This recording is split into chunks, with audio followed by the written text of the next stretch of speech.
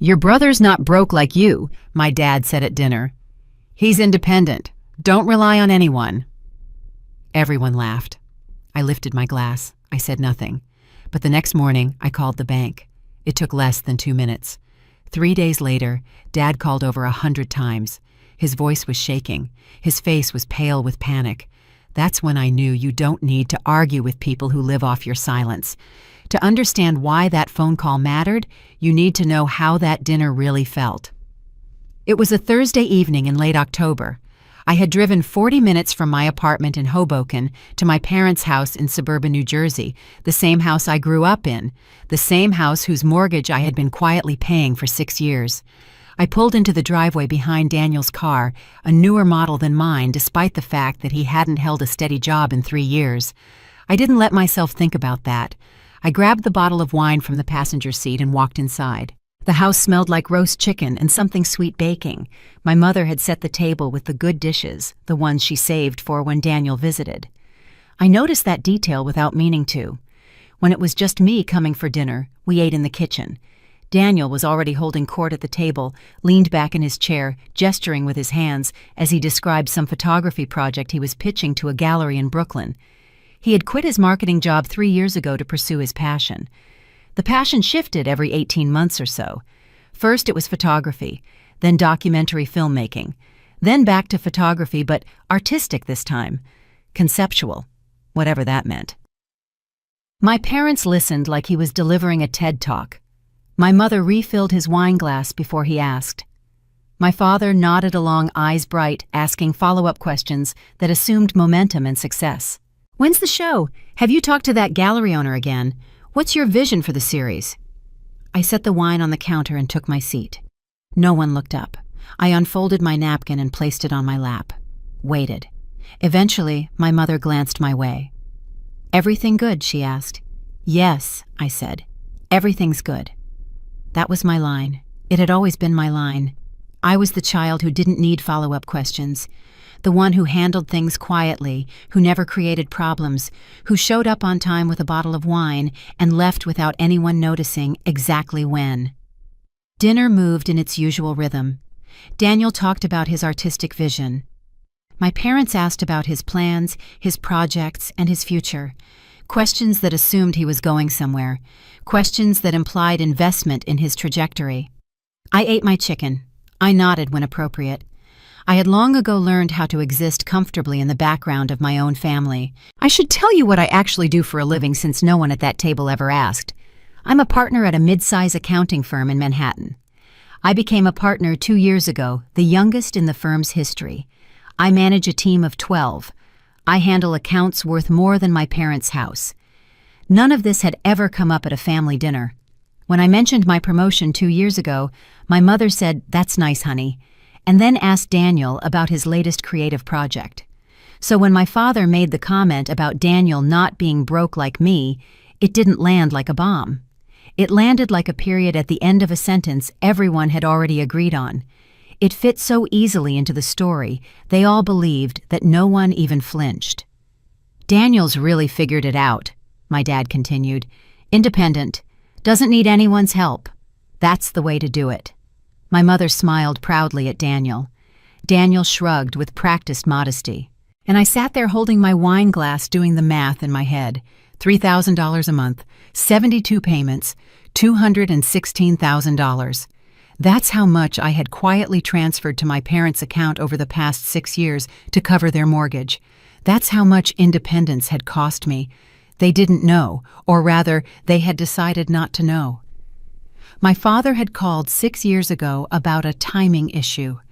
The mortgage was short by $3,000 that month. Just a gap, he said. Just temporary. I set up an automatic transfer that same week and never mentioned it again. Neither did they. The money appeared in their account every month like magic, and no one ever asked where it came from. Somewhere along the way, the story had shifted. In their minds, the financial pressure had lifted. Things had stabilized.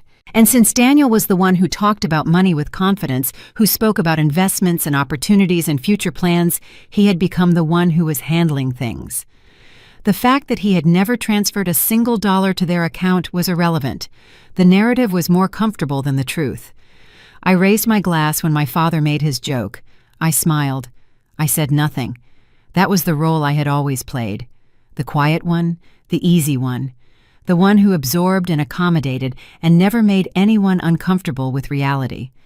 After dinner, I cleared the dishes. My mother thanked me absently while listening to something Daniel was saying about gallery representation. My father poured another drink. When I put on my coat to leave, no one noticed for several minutes. The drive home was quiet. I didn't replay the comment or rehearse the things I should have said. What stayed with me was something simpler and colder clarity. This wasn't about one sentence at dinner. This was about 6 years of invisible support, 6 years of writing checks while someone else took credit, 6 years of being erased from a story I was literally funding. I went to bed that night and slept fine. I woke up at my usual time, made coffee, and sat down at my laptop. I wasn't angry. I wasn't shaking with rage or plotting revenge. I just felt finished. The way you feel when you've been carrying something heavy for so long that your arms have gone numb and you finally realize you can just set it down.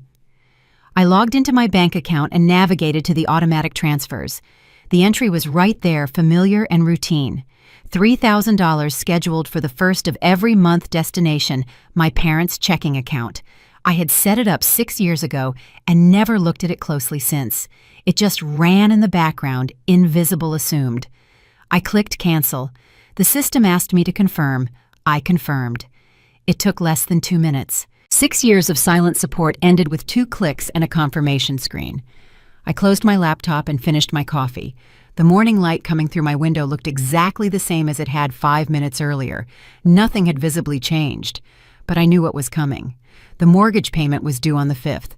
I had canceled the transfer on the 2nd. By the 4th, the bank would flag the shortfall.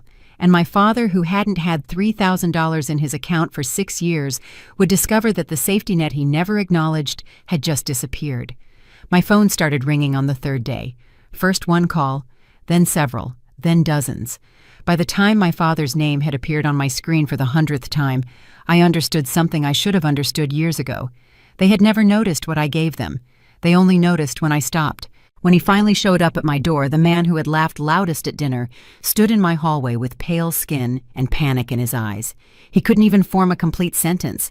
He just kept saying, "The bank called. There's a problem. Something's wrong with the payment." I looked at him standing there desperate and confused, and I felt something settle in my chest. Not triumph, not satisfied, just recognition. He was finally seeing me. It only took threatening to let him fall. People think silence means weakness. In my family, silence meant survival. It was a skill I learned before I understood I was learning it, absorbed through years of watching and adapting and figuring out which version of myself caused the least friction. I was an easy child. That's how they described me, always with a note of relief. She's so easy. Never asks for anything. Handles everything herself. I heard it so many times that I built an identity around it. Being easy meant being good. Being easy meant being loved, or at least being left alone, which sometimes felt like the same thing. Daniel was different. Daniel was allowed to struggle out loud. When he failed a class in high school, it was a learning experience. When he maxed out a credit card in his 20s, it was a phase. When he quit stable jobs to chase creative dreams that never materialized, it was following his passion. His mistakes were always framed as growth. His needs were always framed as valid. I remember Thanksgiving when Daniel announced he was leaving his marketing job to become a photographer full-time. He had no clients, no savings, no real plan. My mother put her hand over her heart like he'd just announced he was curing cancer. "That's so brave," she said. "You have to follow your dreams." My father nodded thoughtfully and said something about how you only live once. 2 years before that, I had mentioned at dinner that I was considering leaving my accounting firm to join a startup. The opportunity was real. The numbers were solid. I had done the research. My father had looked at me like I'd suggested lighting money on fire. "You're the stable one," he said. "Don't be reckless." My mother had frowned and asked if I was feeling okay. The subject was dropped, and I stayed at my firm. 2 years later, I made a partner. No one threw me a Thanksgiving announcement moment. I'm not telling you this because I want your pity. I'm telling you because it explains why when my father called 6 years ago about the mortgage, I said yes without hesitation, and why I never told anyone, and why I kept paying long after it stopped feeling temporary. The first call came on a Tuesday evening. I was still at the office finishing a client report. My father's voice was calm, almost casual. "We've got a timing issue with the mortgage this month. Just a gap, $3,000 short. We'll have it sorted by next month." He didn't ask. He explained. In my family, that was how requests worked when they came from him. He presented the situation, and I was expected to understand my role in solving it. I did understand. I had always understood. So I said, "I can cover it. I'll set up a transfer." "Just this month," he said. "We'll get it sorted." I set up the automatic transfer that same week. $3,000 on the first of every month. I told myself it was temporary. I told myself I was helping my parents through a rough patch. I told myself that family takes care of family, and this was what that looked like. 1 month became 3. 3 became 12. 12 became 72. The transfer ran like clockwork, invisible and assumed. No one asked me how long I planned to continue. No one offered updates on when they might take over. No one said thank you, except occasionally my mother would mention something vague about being glad things were more stable now. But here's the part that mattered. They didn't know it was me. Or rather, they knew at some point it had been me, and then they forgot, and then they rewrote the story to make themselves more comfortable. I realized this slowly through small comments that accumulated over years. My father mentioned that we're in a good place financially now. My mother talked about how nice it was not to worry about money anymore. And then, increasingly, references to Daniel stepping up and being responsible. I don't know exactly when Daniel became the family's financial hero. I don't know if my parents genuinely believed he was contributing, or if they just needed to believe it, or if the truth was simply too uncomfortable to examine. What I know is that by the time my father made that comment at dinner about Daniel being independent, the story had been completely rewritten. I wasn't even a footnote.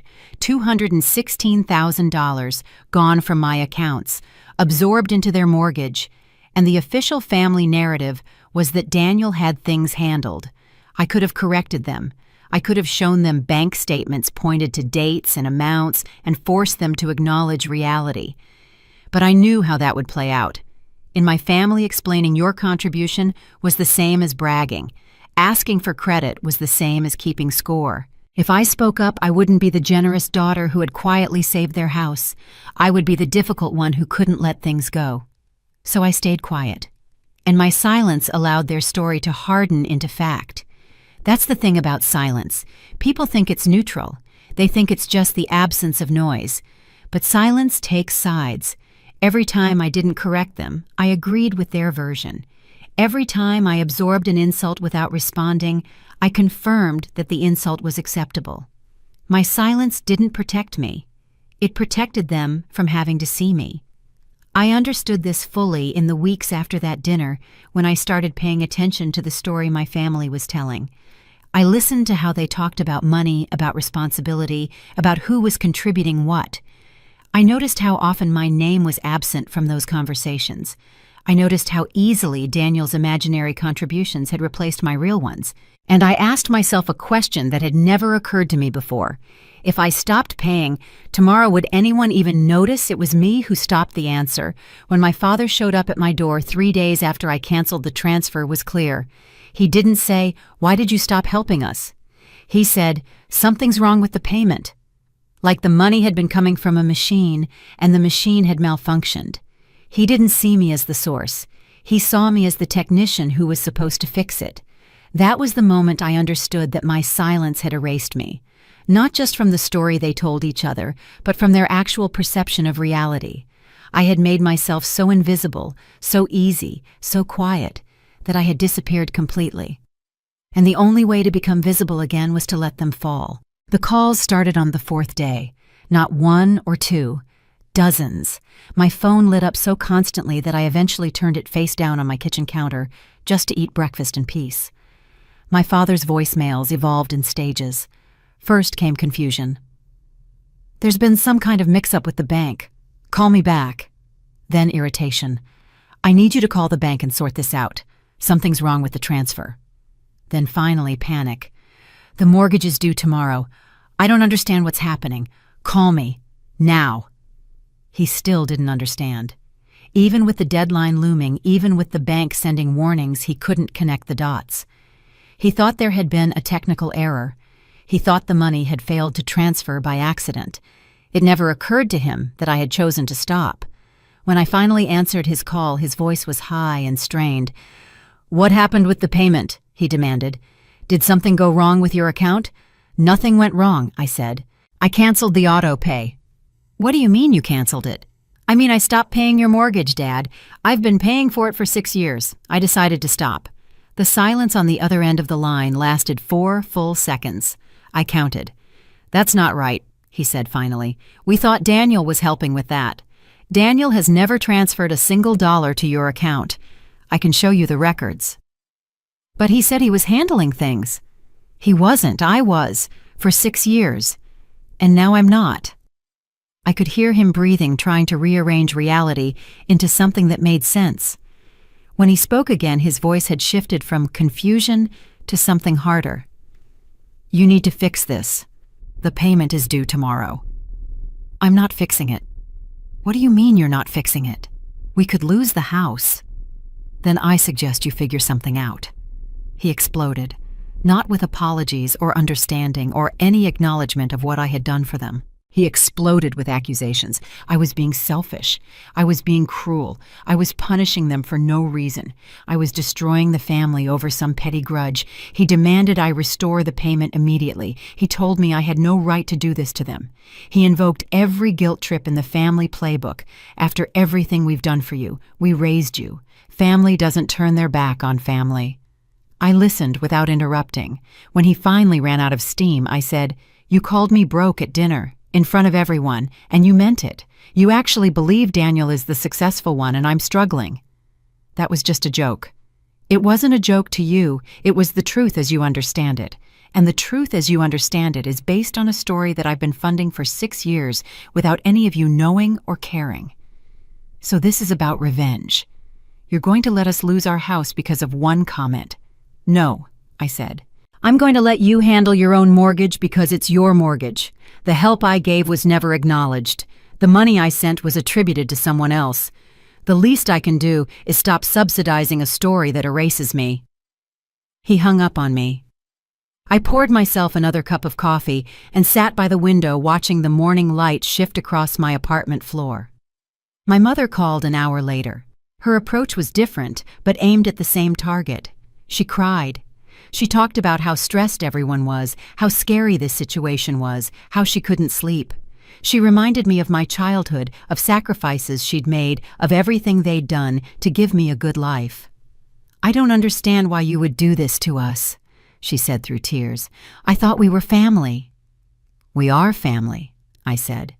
"And for 6 years I showed that by paying your mortgage without being asked, without being thanked, and without being acknowledged. I'm not the one who broke the family contract here. You could have told us. You could have said something. Would it have mattered?" She didn't answer. We both knew the truth. If I had spoken up, I would have been told I was keeping score. I would have been accused of throwing my contributions in their faces. The family narrative required my silence, and I had provided it for years. "Please," she said, "just help us get through this month. We'll figure out the rest." "You'll figure it out," I said. "I have faith in you." Daniel called that evening. His tone was careful, measured the voice of someone trying to manage a situation without committing to a position. "So Dad says there's some issue with the mortgage." "There's no issue. I stopped paying it." "You were paying for it." The surprise in his voice was genuine. He actually didn't know. All those years of being credited with handling things, and he had never once questioned where the money was coming from. 6 years, I said. $3,000 a month. $216,000 total. I didn't know it was that much. I thought Mom and Dad had it covered. They said things were stable. Things were stable because I was making them stable. You just got the credit for it. He was quiet for a moment. Then, you never said anything. No, I didn't. So how was I supposed to know? You weren't. That's the point. Nobody was supposed to know. I was supposed to be invisible. I was supposed to solve the problem without anyone having to acknowledge there was a problem. That's my role in this family, the quiet one who handles things. Look, I get that you're upset, but we need to focus on fixing this right now. Can we figure out a solution? I have a solution. You handle it. You've been telling everyone you're handling things for years. Now you can actually handle them. I can't come up with $3,000 by tomorrow. Then I suggest you start making calls. He didn't have anything to say to that. After a long pause, he muttered something about talking to Dad and hung up. I sat in my apartment as the evening light faded into darkness. My phone buzzed with more messages, more calls, more voicemails. I didn't answer any of them. For the first time in 6 years, the silence was mine. I had chosen it. I was holding it. And I felt something I hadn't felt in a very long time. I felt like I existed, Panic has a short lifespan. It burns hot and fast, and when it fades, something colder takes its place. By the end of the first week, my family had stopped screaming and started strategizing. The calls became less frequent but more pointed. The voicemails became shorter, more careful, as if someone had advised them to watch what they said. And the questions changed from, "Why are you doing this?" to, "What do you want?" I suggested we all get on a call together, my parents, Daniel, and me. Everyone hears the same information at the same time. I could feel their reluctance through the phone. A joint call meant no one could tell a different story. It meant facts would have to be agreed upon. We scheduled it for Saturday afternoon. I sat at my kitchen table with my laptop open, bank statements loaded, timeline prepared. When everyone joined the call, the tension was immediate. "I want to start by clarifying what actually happened," I said. "For the past 6 years, I have been transferring $3,000 a month into Mom and Dad's account. This money covered the mortgage shortfall. The total amount transferred was $216,000. I have bank statements confirming every payment." "That can't be right," my mother said. "I thought it was just occasional help." "It was monthly, automatic. Every first of the month for 72 consecutive months." My father jumped in. "Daniel said he was helping us out." I looked at my screen. "Daniel, have you ever transferred money to Mom and Dad's account?" There was a pause. Then Daniel said, "I've helped out here and there." "Do you have records of those transfers, dates, amounts?" Another pause, longer this time. "I'd have to look." "I have my records right here. Every payment is documented. If you have records showing your contributions, we can compare them." He didn't respond. We all knew what that meant. There were no records because there were no payments. The independence my parents bragged about existed only in their imagination. "I don't understand," my mother said, her voice trembling. "If you were paying all along, why didn't you say something? Because saying something would have made me the problem. You would have told me I was keeping score. You would have accused me of throwing it in your face. The family rule is that we don't talk about who does what. We just assume it gets handled. Well, I handled it for 6 years, and I'm done." "So this is punishment," my father said. "You're punishing us for not reading your mind." "I'm not punishing anyone. I'm stepping back from a role I never agreed to play permanently. You needed help 6 years ago. I gave it. You never asked how long I could keep giving it. You never checked to see if I was okay. You just assumed the money would keep appearing, and then you gave Daniel credit for it." "We didn't know," my mother said. "You didn't want to know. There's a difference." My father's voice hardened. "What do you want an apology? You want us to grovel. I want you to handle your own mortgage. I want you to stop telling people that Daniel is the responsible one while I'm broke. And I want to stop being invisible in my own family." "You're being dramatic." $216,000, Dad. That's not dramatic. That's math." The call ended without resolution. I hadn't expected one. What I'd expected was exactly what happened, each of them retreating to the version of reality that made them most comfortable. My mother would tell herself she simply didn't know. My father would tell himself I was being vindictive, and Daniel would tell himself it wasn't his fault, that everyone assumed things about him that weren't true. Over the following days, the family narrative began its revision. I could track it through conversations with relatives who suddenly reached out with concern, Cousins I hadn't talked to in years texted me asking if everything was okay. My aunt, my father's sister, called to tell me she'd heard I was having some kind of breakdown. "Your parents are devastated," she said. "Daniel's trying to hold everything together. I don't understand why you would abandon them like this." "Did they tell you that I've been paying their mortgage for 6 years?" A pause. "They mentioned you helped out occasionally, but Daniel's been doing most of the heavy lifting." "Daniel has never contributed $1. I have bank statements." "Well, that's between you and them, but family is family. You don't turn your back when things get hard." "Aunt Barbara, I've been carrying them financially since I was 31. I'm 37 now. When does my obligation end?" She didn't have an answer. She just repeated that family is family and that she hoped I would do the right thing. I was beginning to understand how the story would be told. In their version, I was the villain, the successful daughter who had abandoned her struggling parents over a misunderstanding, the bitter sister who couldn't handle her brother getting some credit. They would sand down the edges of reality until it fit comfortably into a narrative where they were the victims and I was the problem. I could fight that narrative. I could send bank statements to every relative who called. I could post receipts on Facebook. I could make a scene at the next family gathering. But I knew it wouldn't matter. People believe what they want to believe. Facts don't change stories. They just get absorbed into them. So I didn't fight. I let them tell their version. I focused on one thing only: I would not pay another $1. Whatever story they told about me, the money was done. By the end of the month, my parents had scrambled together enough to cover the mortgage. I didn't ask how. A loan from somewhere, equity from something, promises made to someone. They survived. But the crisis had revealed something that couldn't be unrevealed. When they were desperate, they called me. Not Daniel, not their independent success story. Me, the broken one, the quiet one.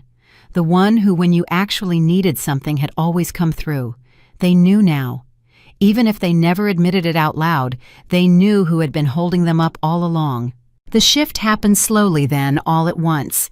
One week my family was panicking and pleading. Next they were calculating. I noticed it first in the language. The calls stopped being about the mortgage and started being about me, about my choices, about my mental state, about what I might do next. "We're worried about you," my mother said in a voicemail. "You haven't seemed like yourself lately. Maybe you should talk to someone." This from a woman who had never once asked how I was doing when I was actually struggling. Now suddenly my mental health was a concern. My father's approach was more direct. "You need to think about how this looks," he said in one of his messages. "People are going to ask questions. This could affect your career, your reputation. Think about what you're doing." I understood what was happening. They had moved from defense to offense. If I was crazy or unstable or having some kind of episode, then my actions didn't need to be taken seriously. My grievances could be dismissed. The story of the selfish daughter became the story of the unwell daughter, which was somehow more sympathetic for them. My Aunt Barbara called again. "Your mother is really worried about you. She thinks maybe you're under too much stress at work. Have you considered taking some time off?" "I'm fine. I'm actually better than I've been in years." "That's what worries her. You're not acting like yourself." "You mean I'm not acting like the quiet one who goes along with everything?"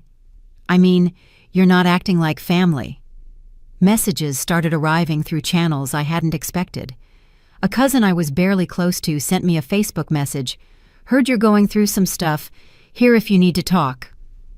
My college roommate, who I hadn't spoken to in a decade, suddenly reached out because she'd run into my mom at the grocery store and she seemed concerned. They were building a case, not a legal case, a social case, a consensus. Getting people on record saying I seemed off seemed different, seemed unlike myself. So that later, when the story was fully formed, there would be witnesses to my instability. I started documenting everything: dates, times, exact wording. I saved voicemails and screenshots of texts, not because I planned to do anything with them, but because I needed an accurate record. When you're being slowly gaslit, having evidence of what actually happened is the only way to trust your own memory. One afternoon, my mother showed up at my apartment without calling first. I was working from home, still in my pajamas at 2 p.m. because I'd had a late night with a client deadline. She looked at me like my appearance confirmed every suspicion. "You look terrible," she said. "When did you last shower?" "I showered this morning. What are you doing here?" "I was in the area. I thought we could talk." "You live 40 minutes away. You weren't in the area." She pushed past me into the apartment, scanning the room like she was looking for evidence. Dishes in the sink, laundry basket in the corner, normal stuff for someone who works 60 hours a week, but she was seeing what she wanted to see. "We're worried about you," she said. "Your father and I, Daniel too, we think maybe you need some help." "I don't need help. I need boundaries. This isn't like you. The person I raised wouldn't abandon her family. The person you raised paid your mortgage for 6 years without a single thank you. Maybe you don't know who you raised as well as you think you do." She sat down on my couch without asking.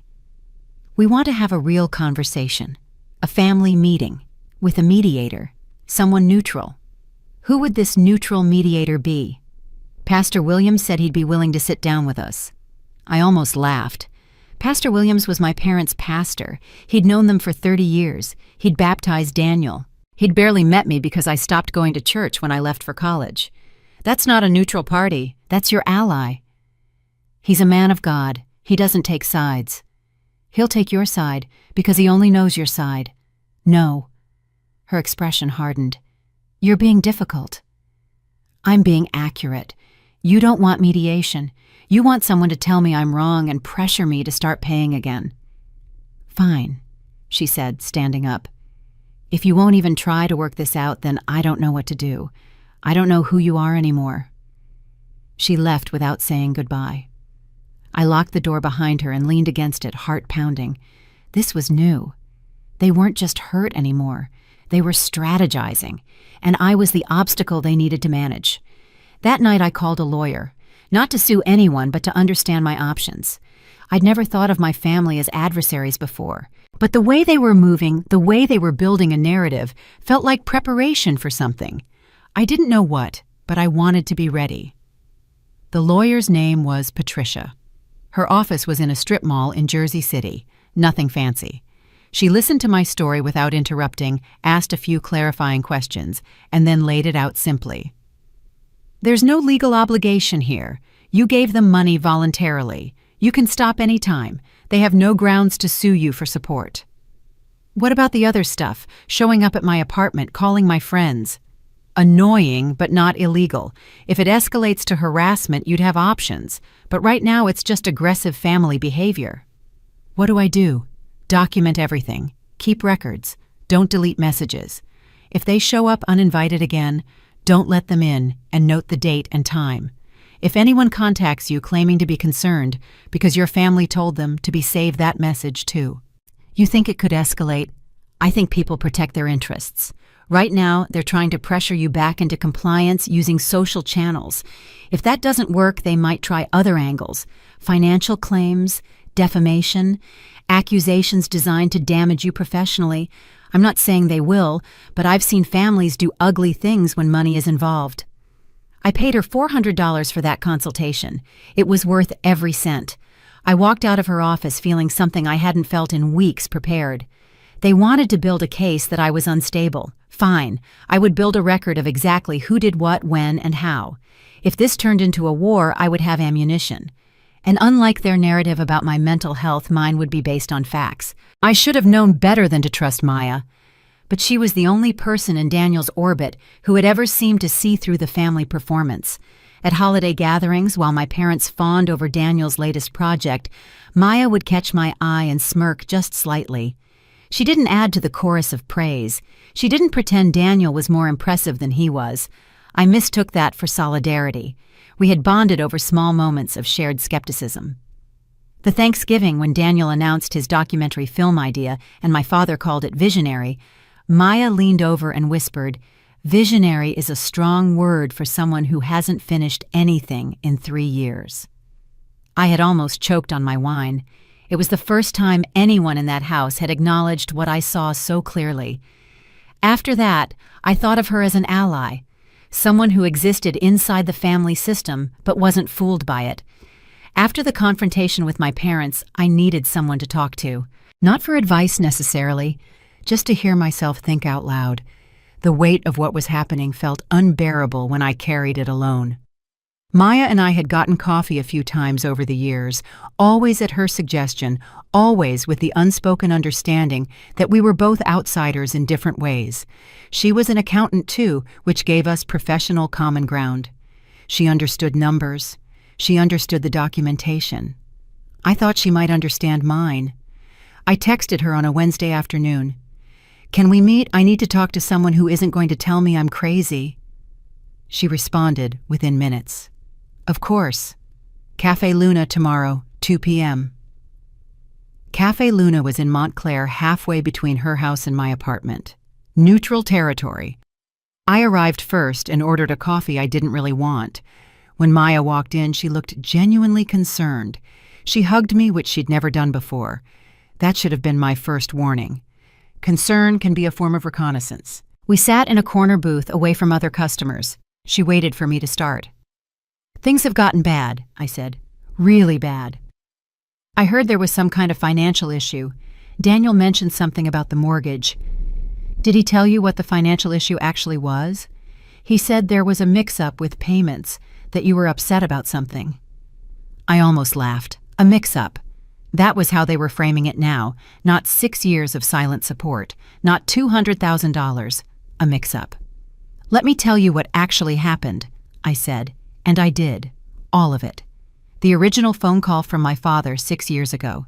The autopay I set up and never mentioned. The monthly transfers that became invisible infrastructure. The dinner comment about Daniel being independent while I was broke. The moment I decided to stop. The panic, the accusations, the rewriting of reality. Maya listened without interrupting, her coffee growing cold in front of her. When I finished, her eyes were wide. "That's insane," she said. $200,000? $216,000. I have the records." And they just pretended Daniel was paying for it. They convinced themselves. I don't think they were deliberately lying. They just let the story become what they wanted it to be. Daniel talks about money with confidence, so they assumed he was handling it. I never talked about it at all, so I became invisible. God. She shook her head slowly. I mean, I knew Daniel wasn't exactly a financial powerhouse. He talks a big game, but I do our taxes. I know what comes in and what goes out. But I didn't know you were carrying them this whole time. It felt good to be believed, to have someone validate that the situation was as absurd as it seemed. For weeks, I had been questioning myself, wondering if I was overreacting, if I was being cruel. Hearing Maya's shock made me feel less insane. "So, what are they saying now?" she asked. "How are they explaining all this?" "They're not explaining it. They're reframing it. My mom showed up at my apartment last week to check if I was mentally stable. My aunt is calling people I barely know to ask if I seem okay. They're building a narrative that I've lost my mind." "That's ridiculous. You're the most stable person I know." "Stable people don't stop paying their parents' mortgage without warning, apparently. Stable people don't have boundaries. Stable people just keep giving until there's nothing left." Maya reached across the table and touched my hand. "What are you going to do?" I hesitated. This was the moment I should have stopped. I should have said I didn't know. I should have kept my plans to myself. But I was tired of carrying everything alone, and Maya had just validated everything I'd been feeling. I wanted to trust her. I needed to trust someone. "I talked to a lawyer," I said. "Not to sue anyone, just to understand my options. To know where I stand legally if things escalate." "That's smart. What did they say?" "That I have no obligation to keep paying. That the money I gave was voluntary, so they can't claim I owe them anything. But she also said I should document everything. The calls, the messages, my mom showing up uninvited. Just in case things get worse." "You're documenting everything. Every voicemail, every text, every conversation I can remember with dates and details. If they try to say I'm unstable or that I did something wrong, I want a record of what actually happened." Maya nodded slowly. "That's really smart. Protect yourself. You never know how far people will go when money is involved." That's what the lawyer said. We talked for another hour about the family dynamics, about Daniel's pattern of taking credit for things he didn't do, about my parents' favoritism and how it had shaped both of us in different ways. Maya shared her own frustrations, how she sometimes felt like she'd married into a family that saw her as an accessory to Daniel's life rather than a person in her own right. By the time we left, I felt lighter than I had in weeks. "Thank you for listening," I said in the parking lot. "I needed this. Anytime. And seriously, if you need anything, let me know. I'm on your side." I believed her. That was my mistake. 2 weeks later, I got a text from my father. The message was short, but it landed like a punch to the chest. "I hear you're building a case against us. That's a new low even for you." Building a case against us. I stared at the message for a long time, reading it over and over. Those words, building a case. I had never used that phrase, but I had said something close. I had told Maya I was documenting everything just in case. In the retelling that became building a case, documenting for self-protection became preparing a legal attack. My reasonable precaution became evidence of my hostility. The only person I had told was Maya. I called her that evening. My hands were shaking, but my voice was steady. I had learned how to keep my voice steady. "Did you tell Daniel about our conversation?" There was a pause, a long pause, the kind of pause that contains an entire confession. "I mentioned some things," she said finally. "What things?" "He was asking about you. He wanted to know why you were being so hostile, why you wouldn't talk to anyone. I was trying to help him understand." "What exactly did you tell him, Maya?" Another pause. "Just that you felt unappreciated, that the mortgage thing had really hurt you, that you'd talked to a lawyer and you were keeping records of everything." The room felt like it was tilting. "Why would you tell him that? Everyone was so upset. Your parents were panicking.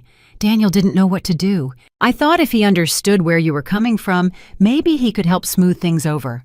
Maybe he could talk to your parents and make them see your side." "That's not your information to share." I was trying to help. Things were spiraling out of control. I thought if they knew you were serious, if they knew you had a lawyer, they might take you more seriously. They might actually listen. They didn't take me more seriously. They added, "She's building a legal case against her own family," to the list of reasons I'm crazy. You handed them exactly what they needed to make me look like the villain. Maya's voice shifted, becoming defensive. I didn't know they would twist it like that. I thought they would hear it and realize they needed to apologize, to make things right. "You've met my family, Maya. When have they ever responded to anything by apologizing? Silence. You gave them ammunition," I continued. "You took something I told you in confidence, something I shared because I thought you were safe, and you handed it to people who are actively trying to undermine me. Do you understand what you did? I think you're being paranoid. They're your family. They're not trying to undermine you. They're just scared and confused." My mother showed up at my apartment to assess my mental state. "My aunt is calling people I haven't talked to in a decade to ask if I seem okay. They're not scared and confused. They're building a case that I've lost my mind. And you just gave them their best piece of evidence. She hired a lawyer. She's documenting everything. She's preparing to attack us. That's how they're going to tell it. That's how they're probably already telling it." The silence stretched between us. When Maya finally spoke, her voice was smaller. "I'm sorry. I really was trying to help. I didn't think—" "No, you didn't think so. Or you thought about what Daniel needed more than what I needed. Either way, the result is the same." "What can I do? How can I fix this?" "You can't. The information is out there. It's already part of their story. All you can do now is stop talking about me to anyone." "I won't say anything else, I promise. Don't contact me again." I hung up before she could respond. I sat in my apartment as darkness fell, processing what had happened. The betrayal was clean and complete, almost elegant in its simplicity. I had trusted Maya because she wasn't my blood family. I thought that meant she was safe. I thought the eye rolls and the whispered jokes meant she saw what I saw. But she was Daniel's wife. She lived in his house. She slept in his bed. She was raising his children. When forced to choose between her husband's family and me, there was no choice at all. I thought about all the times she had seemed to be on my side, the smirks at holiday dinners, the whispered comments. Has any of it been genuine solidarity, or had it just been a way to gather information, a way to seem like an ally, while really being a spy I would never know? And it didn't matter anymore. I spent the rest of the evening updating my documentation. I wrote down everything I could remember from our cafe conversation, the questions she had asked, how she had steered the conversation toward my plans, how she had specifically asked about the lawyer and the documentation. At the time, it had seemed like a concern. Now it looked like an interrogation. I added my father's text about building a case. I noted the timing. 2 weeks between my conversation with Maya and the accusation from my father. Just enough time for the information to travel through Daniel to my parents and ferment into something toxic. The lesson was clear and brutal. Anything I said to anyone could and would be used against me. There were no safe people. There were no allies. There was only me and my documentation, and the truth that no one else seemed interested in hearing. Over the following weeks, I implemented a new policy: complete information quarantine.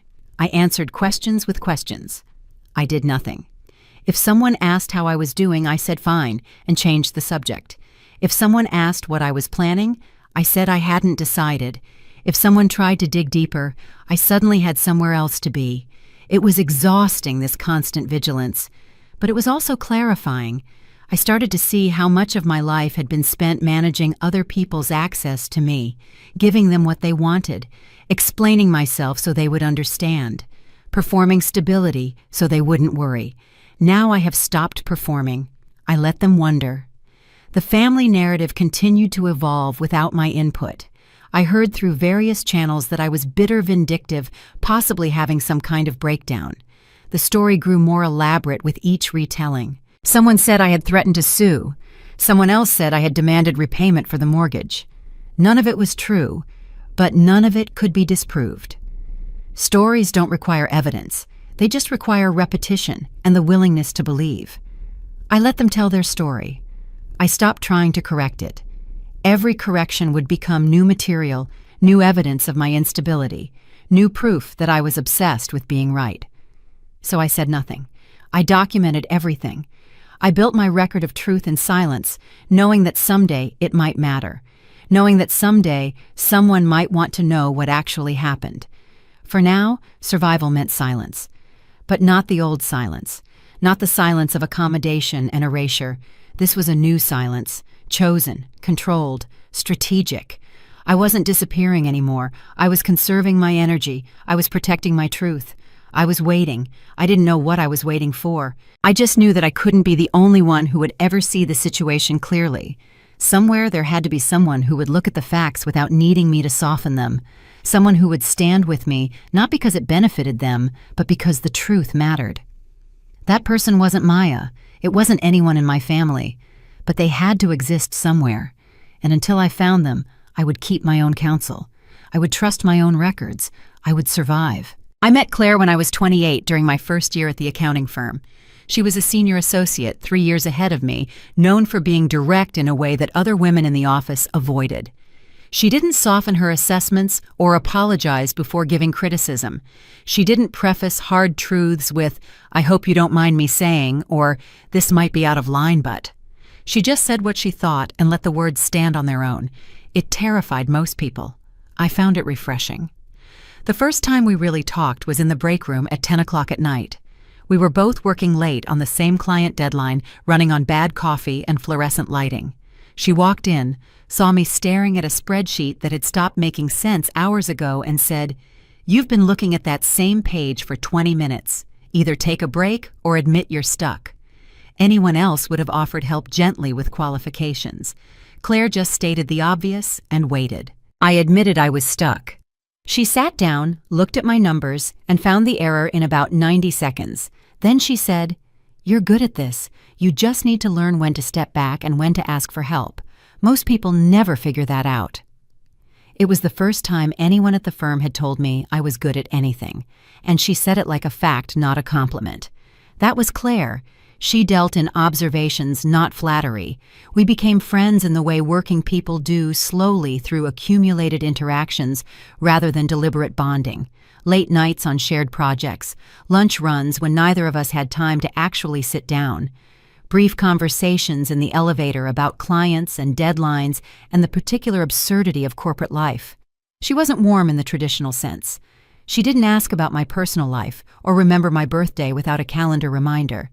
But she was honest, and after a lifetime of navigating my family's careful fictions, honesty felt like oxygen. She left for a different firm when I was 31. Better title, better money, better work-life balance. The same month, my father called about the mortgage for the first time. Just a timing issue, just temporary.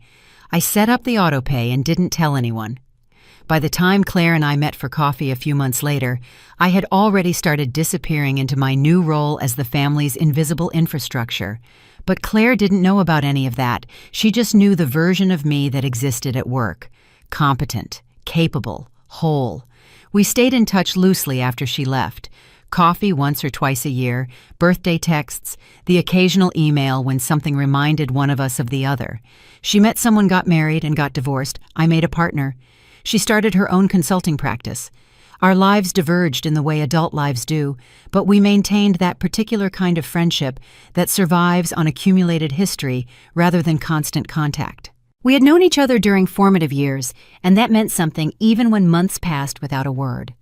3 months into my standoff with my parents, she texted me out of the blue. In the city next week for client meetings. Lunch. I almost said no. I had trained myself not to see anyone who might ask questions.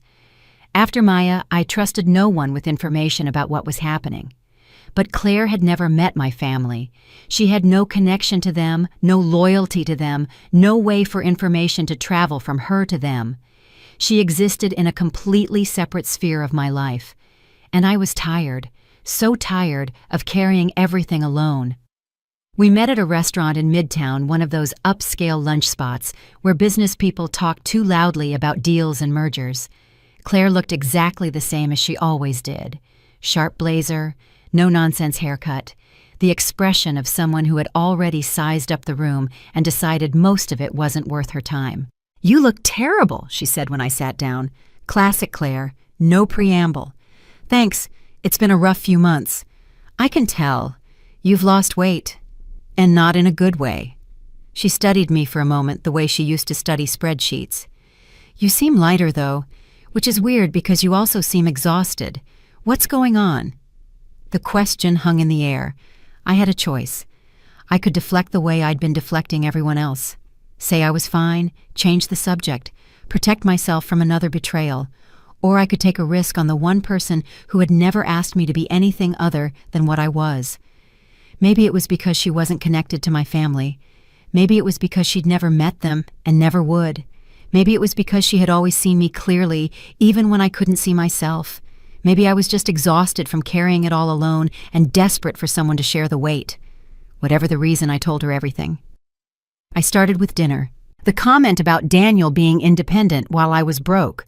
Then I went backward to the phone call 6 years earlier, the timing issue, the autopay I set up and never mentioned. I told her about the monthly transfers and the gradual rewriting of reality, about how Daniel became the responsible one while I became invisible, about the night I canceled the payment and the 100 phone calls that followed. I told her about my father showing up at my door, panicked and confused, about my mother's tears and guilt trips, about the conference call where everyone heard the numbers for the first time and retreated into their own comfortable versions of events. I told her about the aunts and cousins who suddenly reached out with concern about the narrative that I was having a breakdown about my mother showing up at my apartment to assess my mental state. I told her about Patricia the lawyer, about the documentation I was keeping, about Maya and the betrayal, about how the one person I thought might understand had taken my confidence and handed it directly to the people trying to undermine me. I told her all of it, every detail, every humiliation, every moment when I had questioned myself. And Claire listened without interrupting. No gasps of shock, no expressions of exaggerated sympathy, no, "Oh my God," or "That's horrible," or any of the performative reactions people offer when they want to seem supportive. Just focused, attentive silence, like she was absorbing data, organizing it, looking for patterns. When I finished, she was quiet for a long moment. The restaurant noise continued around us, but our table felt like an island of stillness. "You know what's interesting," she said finally.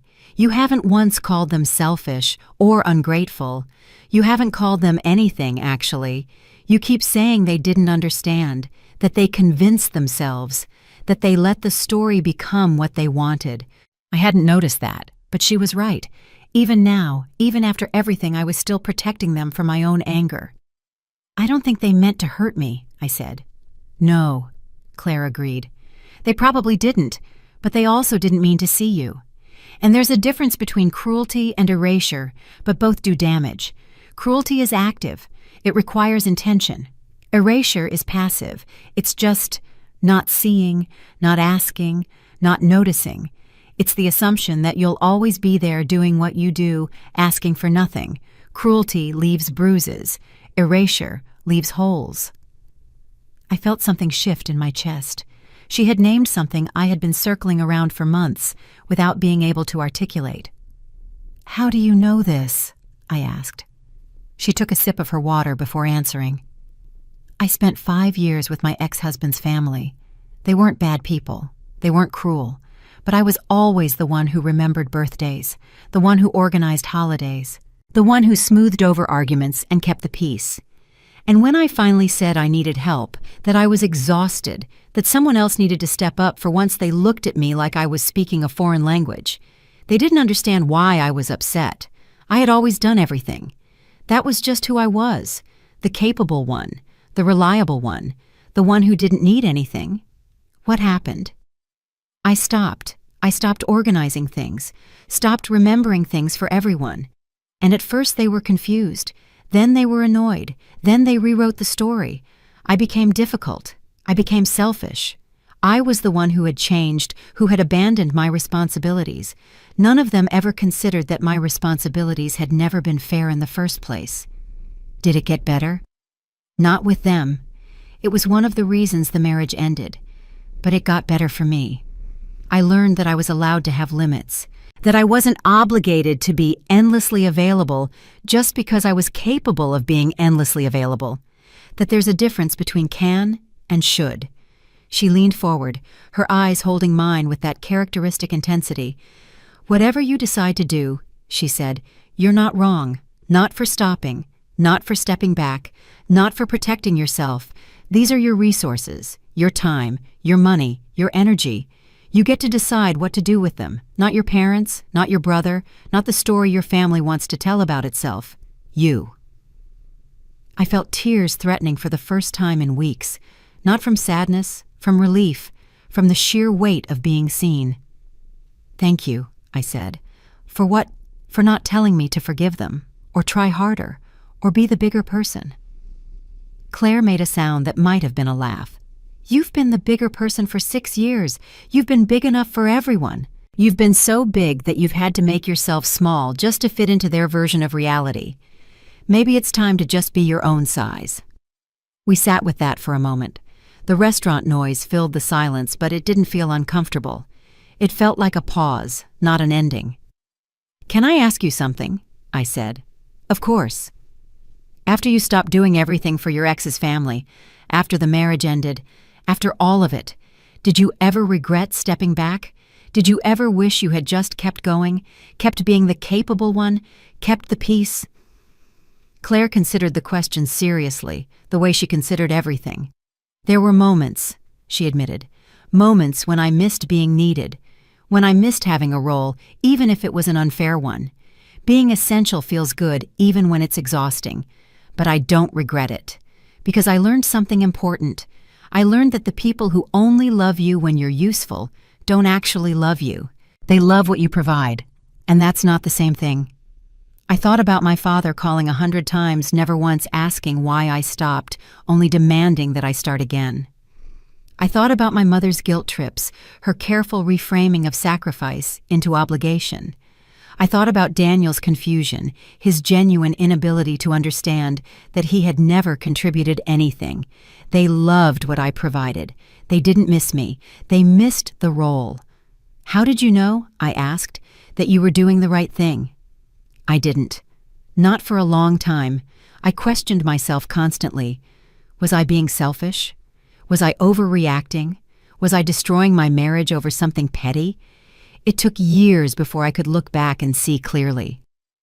But here's what helped. I found one person who saw the situation for what it was. One person outside the system who could look at the facts without needing me to soften them. Who could say, yes, that's unfair. Yes, you deserve better. No, you're not crazy. That person was my therapist, but it could have been anyone. The point was having one witness to reality, one person who saw. She reached across the table and touched my hand briefly, the most physical affection I had ever seen from her. Now you have one too. After lunch, I walked back to my office through Midtown Manhattan, moving with the crowd, but feeling separate from it. The city noise felt muted, like I was wrapped in something protective. Something had shifted, something fundamental. For weeks I had been questioning myself. Every day brought new doubts. Was I being cruel? Was I overreacting? Should I find a way to smooth things over? The voice of my family lived in my head, telling me I was wrong, telling me I was selfish, telling me I was destroying everything over one dinner comment. And part of me had believed that voice because it had been the only voice I'd heard for so long. But now, there was another voice, Claire's voice. Calm, direct, honest, saying what no one in my family had ever said. You're not wrong. You get to decide. Be your own size. She hadn't told me what to do. She hadn't given me a plan or a strategy or advice I hadn't asked for. She had simply acknowledged reality. And that acknowledgement was enough to quiet the constant second-guessing that had been buzzing in my head since this started. Not silent entirely, but quieted enough that I could hear my own thoughts again. I stopped walking in the middle of the sidewalk, and people flowed around me like water around a stone. I stood there for a moment, breathing, feeling the strange sensation of taking up space without apologizing for it. When you spend years in a system that denies your reality, having one person see it clearly changes everything. I didn't need everyone to understand. I didn't need my family to apologize or admit they were wrong. I didn't need Maya to take back her betrayal or my aunt to stop calling people about my mental state. I just needed one person outside the system to confirm that what I was experiencing was real, that I wasn't crazy, that my perception of events wasn't distorted by bitterness or ingratitude or whatever other failing they wanted to assign to me. I had that now. One witness, one person who saw. And it was enough. It was more than enough. It was everything. I started walking again, joining the flow of people moving through the city, but I wasn't moving the same way I had before. I wasn't minimizing. I wasn't apologizing. I wasn't making myself small to accommodate the space around me. For the first time in months, maybe in years, I was just walking, existing, taking up exactly as much space as I needed, being my own size. The job offer came from Chicago, a senior position at a growing firm. Less money than I was making, but better work-life balance and the kind of clients I actually wanted to work with. I had applied months earlier almost as a hypothetical. What would it look like to start over? Now the offer was real, and the hypothetical demanded an answer. I ran the numbers. The salary cut was about 15%, but Chicago's cost of living was lower than New York's. My rent would drop. My commute would disappear. Factoring everything in, I would end up roughly even, maybe even slightly ahead. But the real math was different. New York meant being 40 minutes from my parents' house. It meant being available for unannounced visits and emergency calls and family gatherings, where I would be expected to perform my designated role. Chicago meant 800 miles. It meant plane tickets were required. It meant no one could show up at my door without warning. I accepted the offer. The logistics of relocating consumed the next several weeks. Finding an apartment remotely scrolling through listings late at night, trying to imagine myself in spaces I'd never seen. Coordinating the move, getting quotes from companies scheduling pickups and deliveries. Transitioning my clients, explaining to each one that I was leaving, but that they'd be in good hands. The busier I stayed, the less I had to think about what I was actually doing. I told Claire first. We met for dinner at a place in the village we'd been meaning to try for years, but never got around to. When I told her about Chicago, she didn't look surprised. I figured something was coming, she said. You've had that look. What look? The look of someone who's already gone. You've been here physically, but your mind left weeks ago. She wasn't wrong. I had been mentally packing for longer than I'd admitted to myself. Are you okay with this? I asked. I feel like I'm abandoning you. Claire laughed that sharp sound I'd come to love. You're not abandoning me. You're saving yourself. There's a difference. Besides, I'll visit. Chicago has good restaurants. And bad weather. I'll bring a coat. We finished dinner and walked through the village one last time together. She hugged me at the corner where we usually parted ways longer than she'd ever hugged me before. You're doing the right thing, she said. Don't let anyone make you feel guilty for choosing yourself. I told my colleagues at work, my friends in the city, and my landlord. The only people I didn't tell were my family. Packing was harder than I expected. Not the physical labor, but the decisions. Every object required a choice. Keep or leave. Take or donate. Remember or forget. I found a box in the back of my closet I hadn't opened in years. Inside were things I'd saved from my childhood. Report cards. A few photos. A Christmas ornament my mother had given me when I was 12. A small glass angel she'd said reminded her of me. Quiet and delicate. I held the ornament for a long time, turning it in my hands, watching the light catch its edges. I thought about the woman who had given it to me, the woman who had shown up at my apartment to check if I was mentally stable, the woman who had never once asked how I was really doing during 6 years of silent support. I wrapped the angel carefully in newspaper and placed it back in the box. Then I taped the box shut and wrote "Donate" on the side in black marker. Some things aren't worth carrying 800 miles. My family found out eventually. I don't know how. Probably through one of their surveillance networks, the relatives and acquaintances who fed information back to the center. My mother called 3 days before I was scheduled to move. You're leaving. I got a job in Chicago. When were you going to tell us? I didn't think you'd care. Of course we care. You're our daughter. I've been your daughter for 37 years. For 6 of those years, I paid your mortgage. How many times did you call to check on me during those 6 years? Not about money, about me. She didn't answer. I have to go. The movers are coming. I hung up before she could respond. It was easier than I expected. The night before I left, I walked through my empty apartment.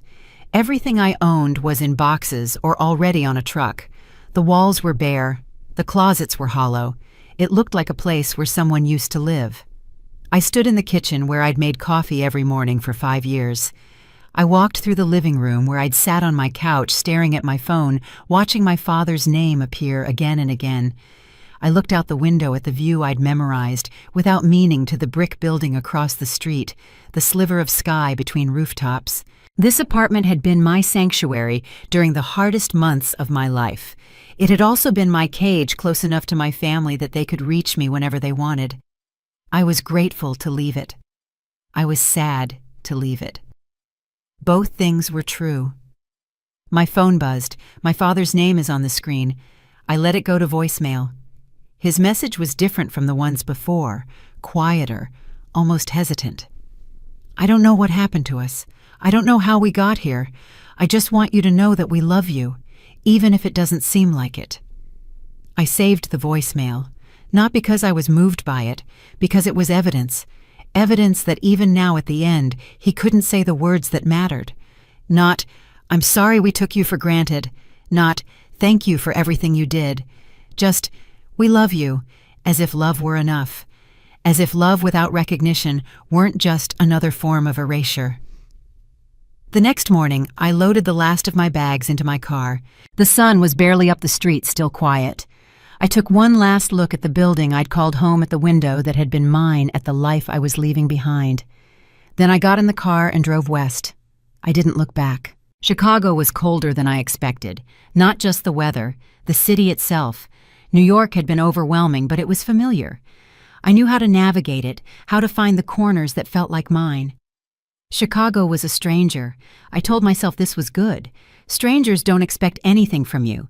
They take you at face value, unencumbered by history or story. I found an apartment in Lincoln Park, a third-floor walk-up with big windows, and no family memories attached to any corner. I furnished it slowly, deliberately choosing things because I liked them, rather than because they matched what I'd inherited or been given. Every choice was mine. Every object was chosen. The new job was demanding in the way all new jobs are: new systems to learn, new relationships to build, new rhythms to establish. I threw myself into it with something approaching gratitude. Work was quantifiable. Effort led to outcomes. There was no invisible labor, no unacknowledged contributions, just tasks and deadlines and measurable results. Weeks passed without crisis, and that alone told me I'd made the right move. For 3 months, I maintained minimal contact with my family. A text to my mother on her birthday, a brief call with Daniel when he reached out about a tax question. Nothing substantive, nothing that could become material. Then Daniel called with news. Mom and Dad are selling the house. I was standing in my new kitchen cooking dinner. I set down the spatula and moved to the window. Okay, they can't keep up with the payments. They tried to refinance, but their credit... Anyway, they're selling. I'm sorry to hear that. The thing is, they're going to come up short. After paying off the mortgage and the liens, they might break even. Maybe not even that. That's unfortunate. I was wondering if maybe you could help, just for the transition, a bridge loan or something until they get settled. I looked out at the Chicago skyline. Lake Michigan was invisible in the dark, but I knew it was there. No, it would just be temporary, like the $3,000 a month was temporary. That's not fair, isn't it? I gave them 6 years. I gave them over $200,000. They repaid me by calling me broke at dinner and telling everyone I was having a mental breakdown. Now they need help again and you're calling me, not offering anything yourself, just asking me to fix it. I don't have that kind of money. I know. You never did. And yet somehow you were the independent one. He exhaled slowly, like someone realizing the math had finally caught up to him. He didn't have a response to that. After a long silence, he said, "So, that's it. You're just going to let them struggle.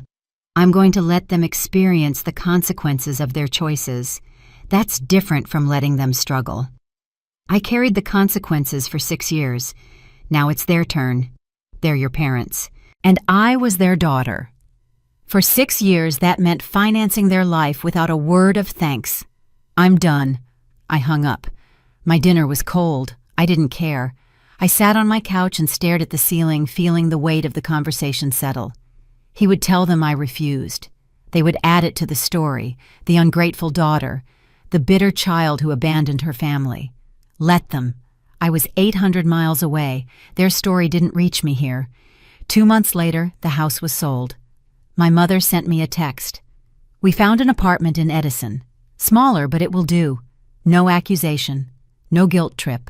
Just information." I texted back, "I hope you'll be comfortable there." And I meant it. I didn't wish them suffering. I just wasn't willing to prevent it at my own expense anymore. There's a difference between wanting someone to hurt and refusing to hurt yourself to save them. The house I grew up in, the mortgage I paid for 6 years, the dining room where my father called me, broke while I was funding his life. Gone. Sold to strangers who would fill it with their own stories. I didn't feel triumphant. I didn't feel vindicated. I felt free, not relieved, not victorious, just free. Freedom is heavier than I expected. When you're trapped in a system, you dream about escape. You imagine how light you'll feel when the weight is lifted. But then the weight is gone, and you realize you don't know how to stand without it. For months, I had been defined by opposition. I was the one who stopped paying, the one who walked away, the one who refused. Now settled in Chicago with no more battles to fight, I had to figure out who I was beyond what I had rejected. The days had a strange emptiness to them. I went to work. I came home. I cooked dinner. I read books. I went to bed. The absence of the crisis was peaceful, but also disorienting. I had spent so much energy on vigilance that I didn't know what to do with a mind that wasn't constantly scanning for threats. I started therapy, not because I was falling apart, but because I didn't know how to build something new. My therapist was a practical woman named Dr. Rivera, who didn't waste time on sympathy. "Tell me about your family," she said in our first session. I gave her the short version, the mortgage payments, the lack of acknowledgement, the dinner comment, the aftermath. "And how do you feel about them now?" "I don't know," Distant, relieved, sometimes angry, but not as often as I used to be. Do you want to reconcile? I don't know what that would look like. They've never apologized. They've never acknowledged what happened. If I reconcile without that, I'm just stepping back into the same dynamic. And if they did apologize, if they did acknowledge it. I thought about that for a long time. I still don't think I'd want to go back to how things were. Even if they understood what they did, I'm not the same person anymore. I don't want to be the quiet one who handles things. I don't want to be invisible. Then reconciliation would require them to see a person they've never seen before. Yes. Do you think they're capable of that? I didn't have an answer. The months passed. I made friends at work. I found a coffee shop I liked. I discovered neighborhoods that felt like mine. Chicago slowly stopped being a stranger and started being home. My contact with my family dwindled to near nothing. A text at holidays, a brief call on birthdays. Nothing substantive, nothing that reopened old wounds. I didn't miss them exactly. I missed the idea of them. The family I wished I'd had. The parents who saw me clearly and loved me for who I actually was. The brother who admired me instead of competing with me. That family had never existed except in my imagination. The real family, the one I'd actually grown up in, had required my invisibility to function. Missing them would mean missing my own erasure. And I couldn't do that anymore. One evening, almost a year after I'd moved, I got an email from my mother. It was longer than her usual communications. I've been thinking about what happened. I know we hurt you. I didn't understand how much until you were gone. Your father doesn't like to talk about it, but I can tell he feels it too. The house is quiet now, not just because we moved, because you're not part of our lives anymore. I'm not asking you to come back or forgive us. I just wanted you to know that I see it now. I see what you did for us. I see that we didn't see you. I'm sorry it took losing you to understand that. I read the email 3 times. Then I closed my laptop and went for a walk. The lake was dark and endless. The city glittered behind me. I thought about what my mother had written and what she hadn't written. She was sorry. That was something. But she was sorry because I was gone, not because of what she'd done. The loss mattered more than the cause. The consequence prompted reflection, not the injustice itself. It wasn't enough, not for reconciliation, not for reopening doors I'd closed for good reasons. But it was something. A crack in the wall. Evidence that reality had penetrated, however slightly. I walked until my feet were tired, then went home and wrote back. Thank you for saying that. I needed to hear it. I'm not ready to come back into the family the way things were. Maybe someday we can build something different. But it would have to be different. I can't be invisible again. I sent it and went to bed. Whatever happened next, I had said what I needed to say. The rest was up to them. Forgiveness is not a feeling. It's not a warm glow of reconciliation or a moment of tearful understanding. It's not the scene in movies where everyone cries and hugs and promises to do better. It's not closure, whatever that word even means. Forgiveness is a decision, a choice about what to carry forward and what to set down. And like most important decisions, it doesn't announce itself. It arrives quietly, almost accidentally, on an ordinary day when you're not paying attention. I realized I had forgiven my parents on a Tuesday afternoon in late spring, about 18 months after I moved to Chicago. I was sitting in my apartment paying bills online when I noticed that I wasn't angry anymore. Not that the anger had been replaced by warmth or understanding, it had just faded, like a bruise that you stop noticing until one day you look down and realize it's gone. I forgave them, not because they earned it, not because they apologized enough or changed enough or made amends. They hadn't done any of those things. My father still hadn't spoken to me directly since I left. My mother's communications remained careful and superficial, never acknowledging what had happened, never taking responsibility. Daniel continued to exist in his own reality where his independence was still somehow intact. I forgave them because holding on to anger was costing me more than it was costing them. The resentment I carried was mine to feel every day. It lived in my body, in my clenched jaw, and my tight shoulders and my racing thoughts at 3 a.m. They only encountered my anger when I chose to express it, which meant that refusing to forgive was a punishment I mostly inflicted on myself. They were living their lives in New Jersey, telling their story, believing their version of events. My rage didn't touch them. It only touched me. Dr. Rivera, my therapist, had been gently pointing this out for months. "Forgiveness isn't about them," she said once. "It's not a gift you give to someone who hurt you. It's a weight you put down because you're tired of carrying it." I had resisted this idea at first. It felt like letting them off the hook, like saying what they did was okay, like betraying myself by releasing the righteous anger that had fueled my escape. But holding on to anger requires energy, enormous amounts of energy. Energy I could have been spending on my new life, my new friends, my new sense of self. Instead, I was spending it on people who weren't even in the room. I was giving them space in my head that they hadn't earned and didn't deserve. So I put the anger down, not all at once, gradually over months, like lowering a heavy bag to the ground 1 inch at a time. And somewhere in that process, without quite meaning to, I forgave them. But forgiveness didn't mean what I thought it would mean. It didn't mean reconciliation. It didn't mean restored trust. It didn't mean pretending the past hadn't happened or rewriting my own history to make them look better. Forgiveness meant accepting that they were who they were. It meant releasing the hope that they would transform into the parents I wished I'd had. It meant grieving the family I never actually had instead of keeping myself in pain, waiting for them to become it. I could forgive them and still not want them in my life. Those two things weren't contradictory. Forgiveness meant I wished them well. Boundaries meant I wished them well from a distance. My mother's email, the one she'd sent almost a year after I left, had opened a door. She had acknowledged, however partially, that she hadn't seen me, that she was sorry it took losing me to understand. It wasn't a complete apology. It wasn't accountability. But it was something. A crack in the wall, evidence that reality had penetrated, however slightly. I had written back thanking her for saying it, telling her I wasn't ready to return to the family the way things were.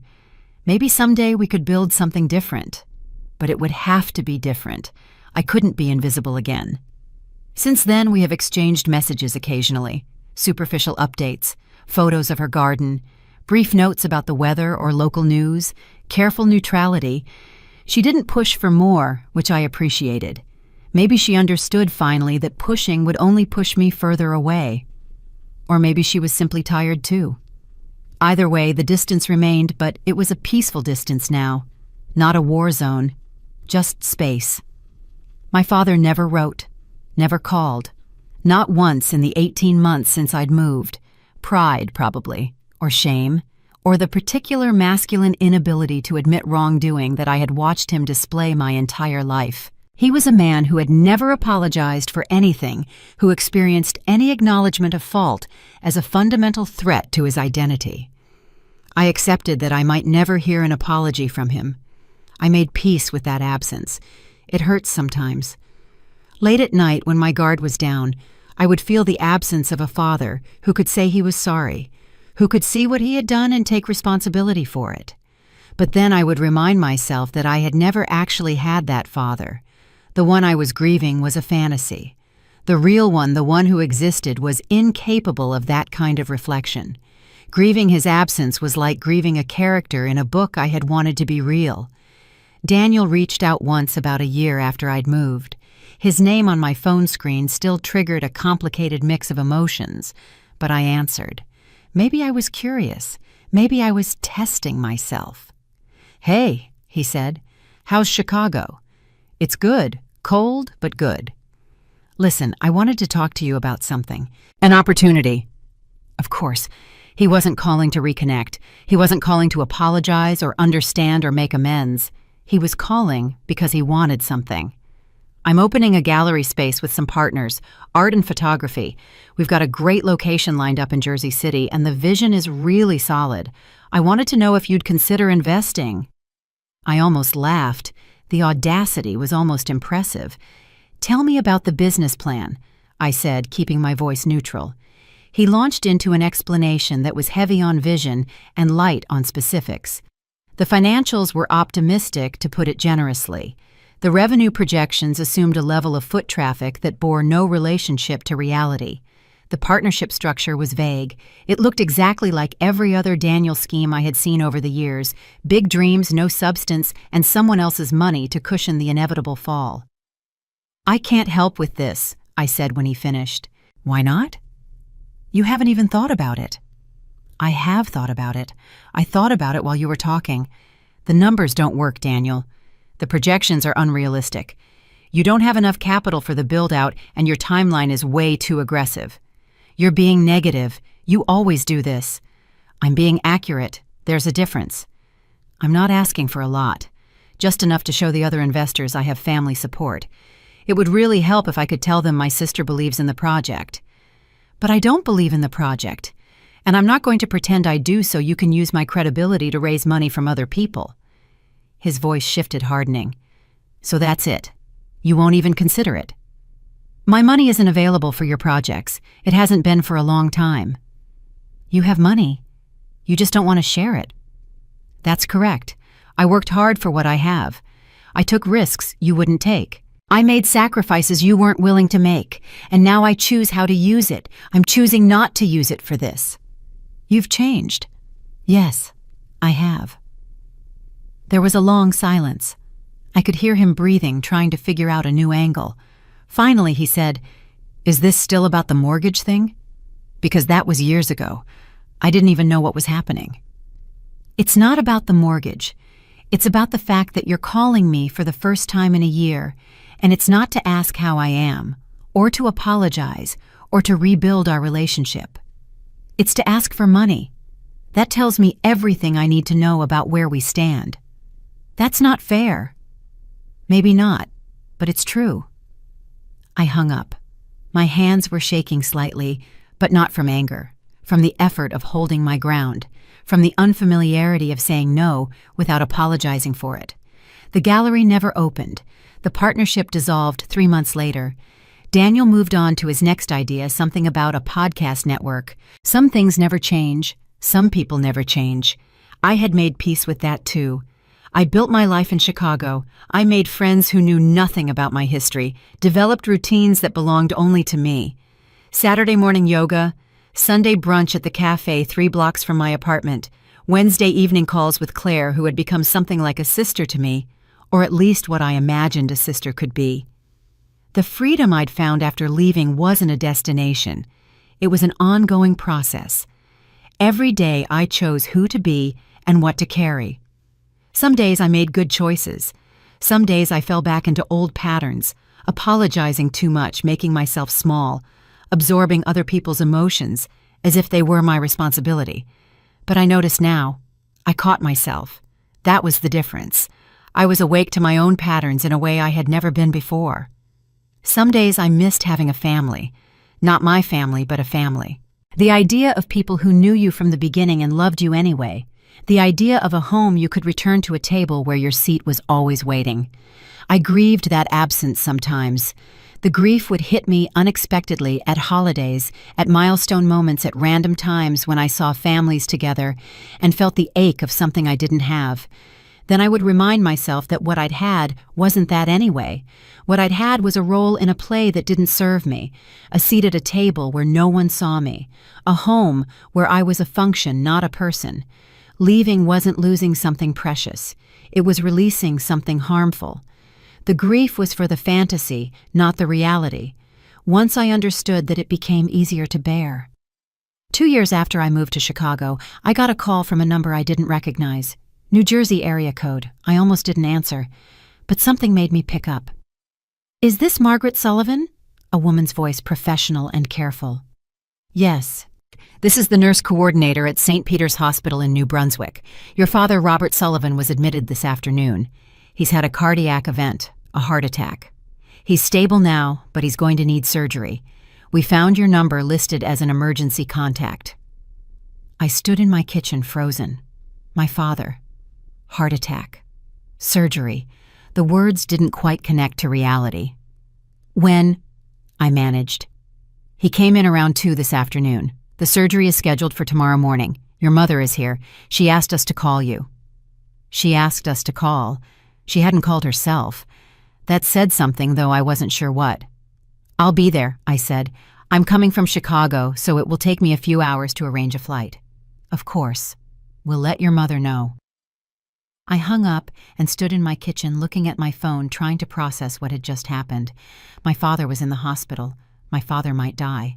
The man who had laughed at me at dinner, who had called me broke, who hadn't spoken to me in 2 years, might not survive the week. I should have felt something more, something clearer, but the emotions were layered and contradictory. Fear, grief, anger, relief, guilt about the relief, the same complicated mess that had characterized my relationship with him my entire life. I booked a flight for that evening. I packed a small bag. I texted Claire. "Dad had a heart attack, flying home." She responded immediately. "Do you need me to come with you?"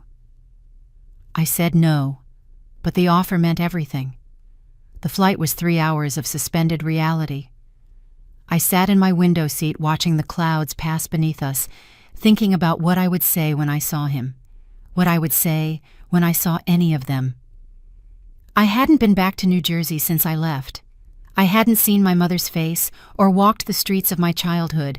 Everything I had built in Chicago felt fragile suddenly, like it might collapse the moment I stepped back into that old world.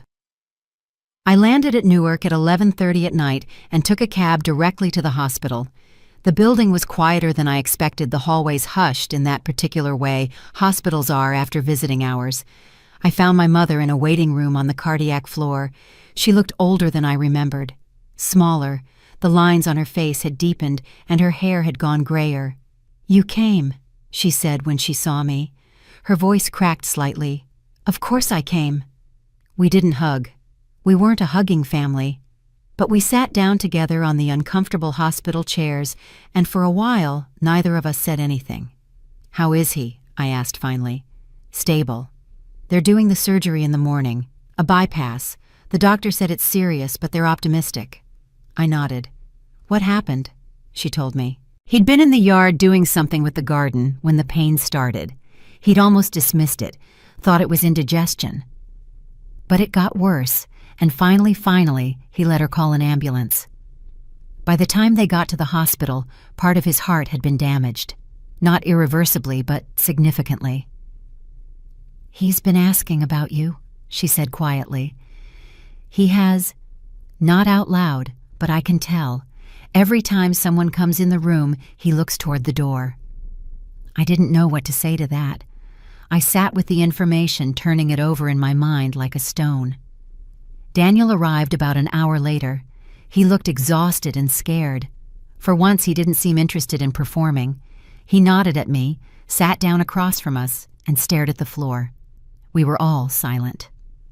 3 people who didn't know how to be a family sitting together in a hospital waiting room, united by nothing but genetics and crisis. The surgery the next morning lasted 4 hours. We sat in the same waiting room, drinking bad coffee, not talking about anything that mattered. At one point, Daniel went to get food. My mother fell asleep in her chair. I sat alone watching the clock, thinking about all the things I might never get to say. When the surgeon finally came out, her expression was cautiously positive. The procedure had gone well. He would need significant recovery time, lifestyle changes, medication, but he would likely survive. My mother cried. Daniel hugged her. I stood slightly apart, feeling the relief, but not quite able to join the celebration. Survival was good, but survival didn't mean resolution. It didn't mean understanding. It just meant more time. And I wasn't sure what to do with that. They let us see him that afternoon, one at a time. My mother went first, then Daniel. When it was my turn, I walked into the room, slowly bracing myself for I didn't know what. He looked small in the hospital bed. The machines beeped and hummed around him. His skin was pale, and there were dark circles under his eyes. The man who had always seemed so large, so certain, so immovable, looked fragile and old. His eyes opened when I approached. They focused on me, and I saw something in them I hadn't expected. Something that might have been surprising, or might have been gratitude. "You came," he said. His voice was hoarse, barely above a whisper. "Yes." I didn't think you would. I sat down in the chair beside his bed. Neither did I. We looked at each other for a long moment.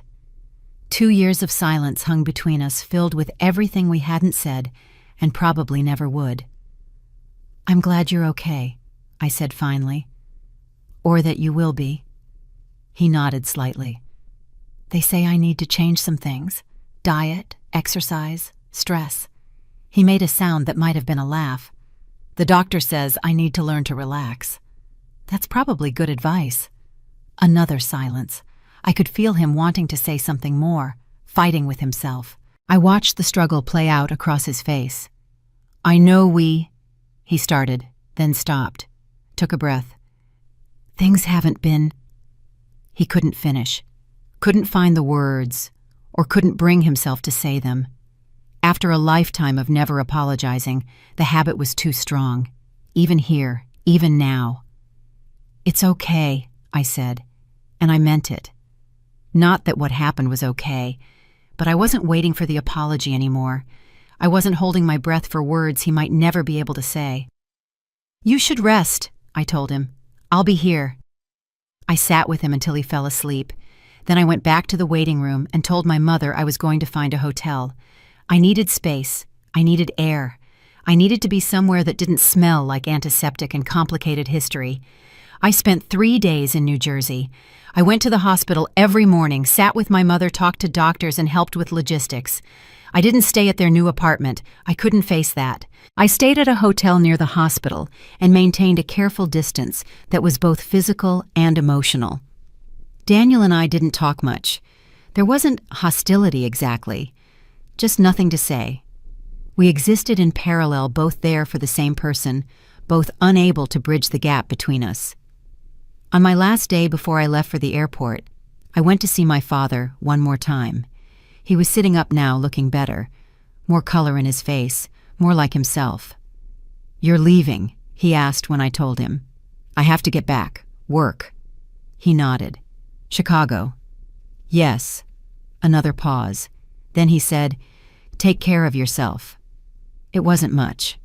It wasn't an apology or an acknowledgement or anything close to what I had once needed from him, but it was something, a crack in the armor, a moment of something that might have been connection. You too, I said. Listen to the doctors. I'll try. I left. I flew back to Chicago. I resumed my life. The visit didn't change anything fundamental. My father didn't transform into a different person. My mother didn't suddenly develop the ability to acknowledge the past. Daniel didn't become self-aware or responsible. We didn't have a tearful reconciliation or resolve years of pain. We just existed in the same space for 3 days, and then I went home. But it proved something to myself, something important. I could be in their presence without losing myself. I could care about them without disappearing into their needs. I could show up for a crisis without signing up for a lifetime of invisibility. Those were different things, and I had finally learned to tell them apart. Forgiveness doesn't require reconciliation. Presence doesn't require absolution. I could love them in my complicated way and still choose not to be hurt by them anymore. I flew back to Chicago and walked into my apartment, which felt more like home than anywhere in New Jersey ever had. I unpacked my bag, watered my plants, and checked my email. I texted Claire back. He's going to be okay. I'm going to be okay too. She responded, proud of you. And I was proud of myself, not for going back, not for being the bigger person or forgiving or any of that. I was proud because I had done something hard without losing myself in the process. I had been present without being consumed. I had cared without disappearing. That was a kind of freedom too, maybe the most important kind. Nothing was wrong this morning. For the first time in years, that fact didn't make me brace for impact. I woke up in my apartment in Chicago, sun streaming through the windows I'd chosen specifically for their eastern exposure. I made coffee in the kitchen I'd designed to my taste. I sat in the chair I'd bought because it was comfortable, not because it matched anyone else's expectations. The silence in my apartment was comfortable now, not pregnant with anticipated demands, not heavy with obligations waiting to surface, just quiet. Mine. It was Sunday, which meant brunch with Rachel and Diane. We'd been meeting at the same cafe in Lincoln Park for almost 2 years now, ever since Rachel overheard me ordering at the counter and said, "Finally, someone else who asks for extra foam without apologizing for it." We'd been friends ever since. I arrived first, claimed our usual table by the window, and watched the street wake up. When Rachel and Diane walked in laughing about something that had happened at Diane's office, I felt a warmth I still wasn't entirely used to. These were people who knew me, not the role I played in someone else's story, just me. "You look good," Rachel said as she sat down. "Rested." "I slept 9 hours," I said, on purpose, without feeling guilty about it. "Progress," Diane said, raising her coffee cup in a mock toast. It was a small thing, sleeping without guilt. But small things were how I measured my life now. The ability to say no without explaining. The ability to spend money on myself without calculating how much someone else might need it. The ability to have a Sunday morning that belonged entirely to me. I thought about the person I used to be, the one who paid her parents' mortgage for 6 years without acknowledgement, the one who absorbed insults with a smile, the one who cleared dishes while her brother held court, the one who was so committed to being easy that she nearly disappeared entirely. That woman wasn't weak. She was surviving. She was doing what the system rewarded. She kept things running the only way she knew how. I don't judge her. I understand why she made the choices she made, but I'm not her anymore. The change wasn't dramatic or triumphant. It was gradual. Daily choices that accumulated into a different life. Saying no when I meant no. Asking for what I needed instead of assuming I didn't deserve to need anything. Taking up space instead of minimizing my presence. My family still exists. They still tell their version of events. I know because stories have a way of circulating. In their telling, I'm the one who abandoned them, the ungrateful daughter, the bitter sister. I've made peace with that narrative. Controlling other people's stories was never possible anyway. All I can control is my own. Here's what my story says: I gave too much for too long to people who didn't see me. I stopped. I left. I built something new. I'm not a victim and I'm not a villain. I'm someone who learned the hard way that love without recognition isn't love. It's infrastructure. I keep in touch with my mother occasionally, surface-level exchanges, holiday greetings, updates that reveal nothing vulnerable. It's not the relationship I once wanted, but it's the relationship that's possible with the people they actually are, not the people I wished they were. My father and I don't speak. His heart surgery was 2 years ago. He recovered. We exchanged a few words at the hospital, and that was it. Sometimes I wonder if he thinks about what happened. If he understands now what I did for them. I'll probably never know, and I've accepted that. Daniel sends occasional texts, updates about his latest ventures, photos of his kids. I respond politely but don't engage deeply. Maya and I never spoke again after she betrayed my confidence. Some breaks aren't worth mending. The money I spent on them, the $216,000 over 6 years, sometimes I think about what I could have done with it. A down payment on a house, investments that would have compounded, travel, security. The calculations are painful if I let myself dwell on them. But I don't dwell. The money is gone. The lesson was expensive. But I learned something that money couldn't buy. I learned my own worth. I know now that I'm allowed to take up space, that my needs are valid, that helping people who don't see me isn't generosity. It's self-erasure. I know that silence can be protection, but it can also be a prison. I know that family is supposed to be the people who see you most clearly, but sometimes they're the people who see you least. I know that leaving isn't abandonment when staying means disappearing. The woman I am now has boundaries, not walls, boundaries. I can be generous without being a resource. I can care without being consumed. I can show up for emergencies without signing up for a lifetime of invisibility. I have friends who know me, colleagues who respect me, a life that belongs entirely to me. None of it came from dramatic confrontation or decisive revenge. It came from quiet daily choices, from showing up for myself the way I used to show up for everyone else. The last time I visited New Jersey, I drove past my parents' old house. The new owners had painted it a different color, changed the landscaping, made it theirs. The dining room where my father called me broke is someone else's dining room now. Whatever ghosts I left there belong to the past. I didn't feel sad. I didn't feel triumphant. I felt clear. That's what freedom feels like, I've learned. Not happiness necessarily, not the absence of pain, just clarity. Knowing who you are, knowing what you'll accept, knowing what you're worth. They still tell their story. I don't live in it anymore. I didn't win against them. I won my life back, and that's enough.